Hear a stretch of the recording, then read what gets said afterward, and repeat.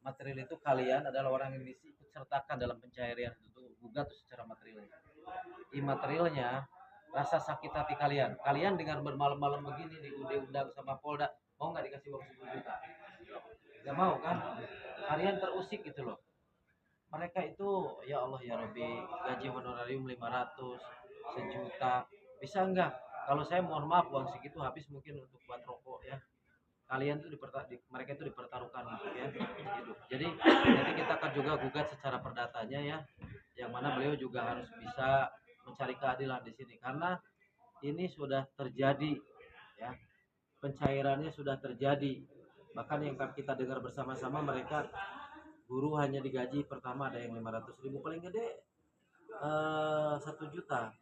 Apalagi beliau yang namanya Iwan Nanang direkayasa, punya 2 gelar akademik, hebat sekali orang ini, punya 2 gelar akademik hanya di-scan saja dan dicantumkan di situ nama Iwan Nanang SAP Eskom ya. Beliau hanya cuma digaji paling besar 2 juta lah, dan beliau adalah orang yang sebetulnya tidak tahu menahu. Kamu tanda tangan saja di dalam tekanan, ada apa ini kan begitu. Ini saya mau tegaskan sama Iwan. Pak Iwan, setelah Anda tahu bahwa nama Anda diberi gelar oleh seseorang, gelar akademik, Anda setuju atau tidak? Tidak. Terus kenapa di situ? Apakah Anda pernah menulis nama Anda dengan gelar? Tiba-tiba tanda tangan pun Anda tidak tahu ya. Ya, itu pengakuan dari klien kita, dari prinsipal saya, bahwa yang dilakukan oleh ketua yayasan ini sudah sangat perlu kita pertimbangkan dengan perbuatannya ya. Nah, jangan sampai nanti kita terjadi untuk hal-hal yang lain lagi bermuatan yang merugikan. Ini baru 5 orang, besok ada 5 orang lagi, ada 10 orang lagi, karena total ada puluhan guru yang dirugikan, yang dimana ada orang loh, orang tuh nggak tahu apa-apa tapi namanya ada menjadi guru, menandatangani, kok berani banget orang ini mengambil hak orang di situ ya. Pasal 1 ayat 3 negara kita tuh negara hukum ya, tanda tangan palsu itu ancamannya itu 6 tahun penjara ya, proses hukumnya ya. Saya tidak ingin mendahului penyidikan, tapi dengan hal yang membagongkan ini yang saya lihat ya, merugikan rakyat Subang seperti, makanya saya turun di sini untuk menduga ini orang ada apa, motifnya apa, kan boleh saya berasumsi seperti itu ya. Kalau memang ternyata nanti ada orang yang tergugah ya, dengan munculnya CCTV, dengan munculnya pelaporan klien kami ditetapkan sebagai tersangka, akhirnya kan mereka hidup di dilema kan, sudah melakukan kesalahan, melakukan perbuatan melawan hukum ya. Saya yakin selevel bupati, wali kota, gubernur aja nggak berani melakukan kesalahan yang fatal seperti kayak begitu ya, karena Anda sudah membawa nama orang, Anda sudah membawa rakyat yang tidak bersalah di sini ya. Kasihanlah ya.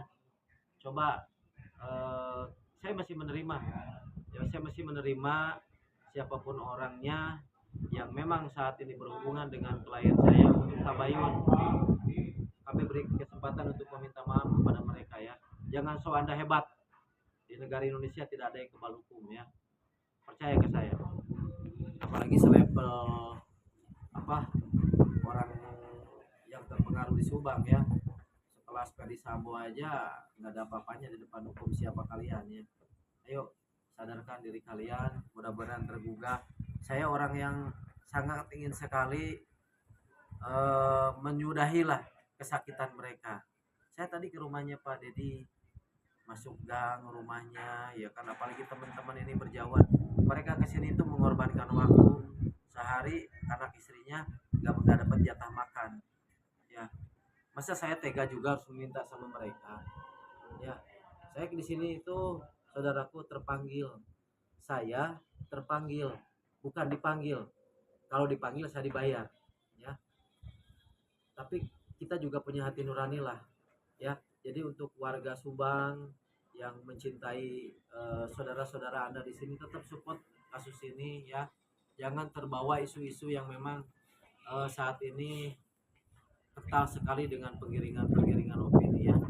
Tapi Tapi saya juga kalau sudah berbuat bijaksana, merangkul, hayu bersama-sama gitu kan. Saya tidak menutup kemungkinan siapapun orang yang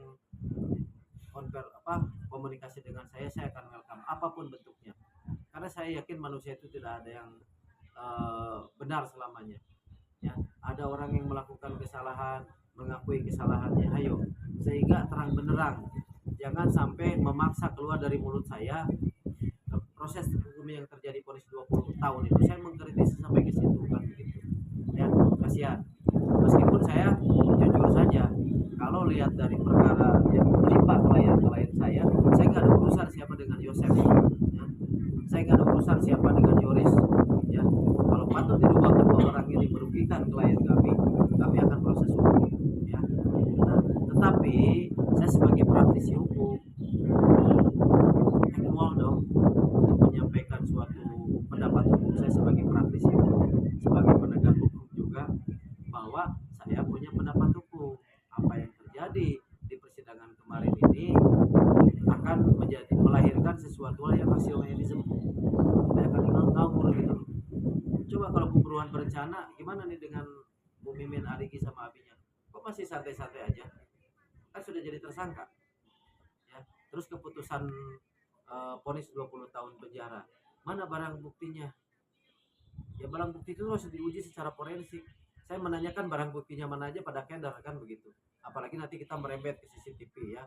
Kan orang ini banyak yang tahu CCTV itu ada yang punya, bersaksi di pengadilan kan begitu. Nanti kita akan kerjasama dengan lawyer-lawyernya Pak Yosef, dengan lawyer-lawyernya Ibu Mimin, Arigi, dengan Abi untuk mengungkap ini untuk kebenaran ya. Siapapun Yosef yang sudah membuat klien-klien saya seperti ini, tapi saya percaya penegakan hukum itu harus ditegakkan seadil-adilnya ya, demi rakyat untuk keadilan sosial bagi seluruh rakyat itu. Indonesia itu harus menyentuh kepada seluruh rakyat Indonesia ya. Baik, di sini saya juga mungkin akan menyampaikan kepada publik Subang ya, bahwa saya tidak akan lelah untuk menggiring orang-orang ini ke Polda Jabar untuk memberikan kesaksian yang lebih valid. Silakan, ada yang bertanya lagi? Satu lagi Bang, izin. Mengenai tadi ada disampaikan dari Bapak Iwan dan Bapak Adang, apakah itu sudah disampaikan di BAP sebelumnya atau baru sekarang disampaikan kepada Abang sebagai kuasa hukum? Oke, kita tes. Pertanyaannya adalah apa yang tertuang di dalam pelaporan apa sudah termaktub di dalam BAP pemeriksaan? Lebih tepatnya yang ditanyakan di BAP itu seperti apa bunyinya? Sedikit aja diwakili sama. Belum pernah di BAP ini ya? Di Krimsus. Krimsus sudah. Atau Pak ini sendiri? Siapa Pak Dedi? Isi BAP ini seperti apa? Yang pertama kenal Pak Yosef. Terus dari berapa? Tahap 1, tahap 2. Terus mengenai pelaporan tanda tangan palsu itu belum pernah di BAP kan? Sudah di BAP. Seperti apa bunyinya? Jadi ini tanda tangan Pak Dedi. Nggak tahu Pak, jadi kan belum masuk 2022. Oke, jadi kalau menurut versi Pak Dedi, jadi saya harus equal dong. Jangan kata saya karena prinsipalnya ada di sini. Menurut pengakuan Pak Dedi, bahwa Pak Dedi di sini pernah di ABAP yang bersentuhan dengan perkara pelaporan ini. Kebetulan itu bukti petunjuk buat beliau bahwa di sini ada tangan Pak Dedi ya kan. Justru kalau menurut keterangan Pak Dedi berdasarkan dari berita acara pemeriksaan tersebut muncul dokumen dari pihak kepolisian yang memang menyebabkan beliau itu adalah orang yang memang menandatangani sebagai bendahara untuk aliran dana tersebut, bukan begitu? Nah, untuk Kang Nanang sendiri kira-kira diwakili 2 orang aja. Dalam BAP itu seperti apa?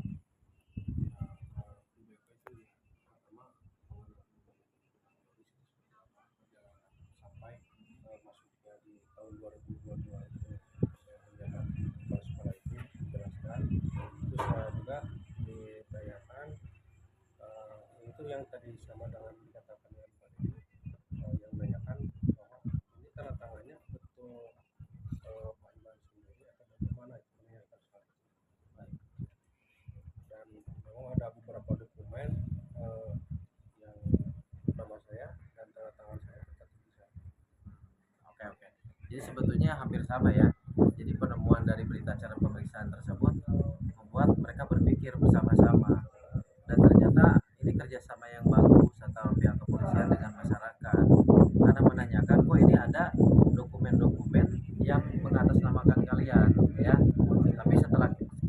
tidak cukup di Polda Jabar saja.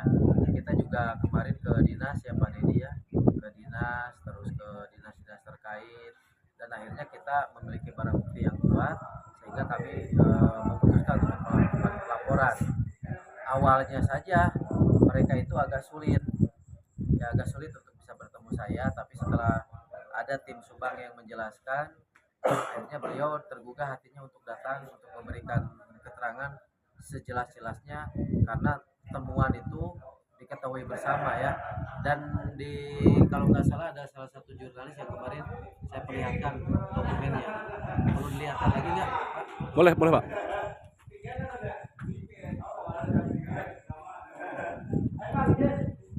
Mana bukti-bukti yang tadi? Ini baru di tas mobil. Oh ini ada di sini. Lihat nggak? Yang tadi mana? Ada di tas. Bab satu lagi. Ada di tas ini. Ambil. Ada di tas Bang Dedi. Ada di tas. Ambil tas. Oke, sebelum beliau ngambil tas, dan kami pun untuk secara keseluruhan ada 5 orang sudah resmi melaporkan, sudah terverifikasi ya 6. Oke, 6 orang. Pak Dedi kan yang pertama bos. Jadi Oh, iya. totalnya 5 sama 1 tambah. Paling depan Pak Dedi kalau nggak salah. Tapi yang warna hijau tadi lagi.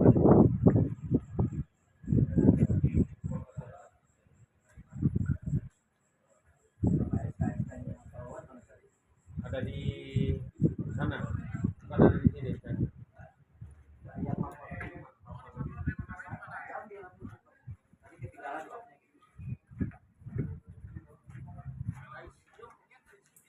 Ini Bung, coba lihat sini. Ini salah satu dokumen. Kita hitung ya. 1, 2, 3, 4, 5, 6, 7, 8, 9, 10, 11, 12, 13, 14, 15, 16, 17, 18, 19, 20. Ini 20 orang ini adalah guru-guru yang tidak pernah mengetahui. Dan saya mau tanya, Pak Iwan Anang, ini saudara bukan? Tanda tangan saudara bukan ini? Bukan. Emang tanda tangannya Seperti itu, namun tidak beda? seperti itu. Ya. Oke. Ya. Jadi ini pun tanda tangan dari saudara Dedi ya. Karena saudara Dedi di KTP-nya itu ada coretan ya. Jadi 20 orang guru ini nanti akan sama-sama ikut serta melaporkan ya. Terus ini juga ada dokumen yang dikeluarkan oleh surat keputusan ketua yayasan. Tanggal 4 Januari beliau adalah diterima di yayasan yang tanda tangannya ketua yayasan. Tahun 2022 bos. Tetapi di tahun 2021 sebelum beliau menjabat, di sini sudah ada tanda tangan beliau. Dan dengan gelar Eskom. Eskom apa SAP ini? Eskom ya. Dengan gelar Eskom. Jelas sekali kan manipulasinya. Berikutnya di sini ada dokumen scan yang dimana identitas pegang. Di sini identitas yang namanya Iwan Nanang ya. Iwan Nanang S ini dia memiliki gelar akademik sarjana administrasi publik SAP di Universitas Subang. Beliau tidak pernah kuliah di sana, tidak pernah dari mana ini tahu. Ternyata ini berkas didapatkannya di mana Pak Dedi? Berkas ini kenapa? Nah, di dinas itu ada pengajuan ijazah yang disampaikan kepada dinas untuk menguatkan kalau beliau ini Pak Nanang ini sebagai kepala sekolah ya untuk dinas ini. Nah makanya saya tanya sekali lagi dan kita buktikan pembandingnya. Pak Wawan ini tanda tangan dengan ini mirip mana? Gak ada yang mirip. Untuk mendekati seperti ini. Mendekati namun ini. Tidak seperti itu. Tidak seperti itu. Iya. Dan saya mau tanya, ini gelar akademik Anda, ini tanda tangan Anda bukan? Bukan ya. Itu, iya. Nah jadi patut diduga seseorang telah memalsukan identitas strata 1 dari Universitas Subang kepada beliau tanpa sepengetahuan beliau ya. Dan mungkin nanti kita akan melakukan upaya hukum lainnya ketika kita sudah konfirmasi kepada kampus tersebut. Dan di sini ini rangkaiannya beliau ditetapkan 2022, ada dokumen 2001 untuk pencairan dana 400 juta dan untuk memuluskan beliau sebagai kepala sekolah dilayangkan ya surat dari Universitas Subang yang palsu oleh seseorang yang tidak bertanggung jawab. Gak usah saya kasih tahu siapa namanya, inisialnya Padadang. YR. Apa ini? Padadang. Ini Pak Dadang. Iya. Pak Dadang yang mana? Coba ke sini. Coba jelaskan Pak Dadang. Gimana nih? Ini tanda tangan Pak Dadang. Sebagai apa dia di sini? Sekolah. Nah, ini tanda tangan Pak Dadang bukan?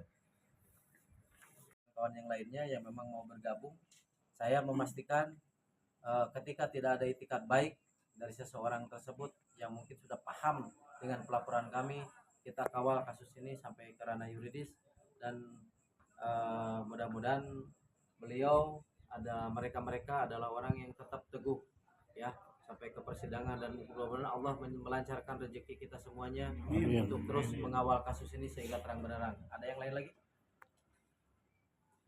Oke, siap. Terima kasih untuk semuanya. Terima kasih Bang, terima kasih. Selamat berjuang untuk keadilan. Rakyat Subang mencintai keadilan, saya percaya, dan kita tanpa henti berdoa untuk revolusi atau misalkan restorasi hukum terjadi di Subang. Jangan sampai restorasi hukum itu berdampak kepada masyarakat yang seperti ini, yang menjadi mereka juga sangat keberatan ya. Bismillah, karena Allah Maha mempermudah. Takbir, Allahu Akbar. Allahu Akbar. Takbir, takbir. Terima kasih Bang.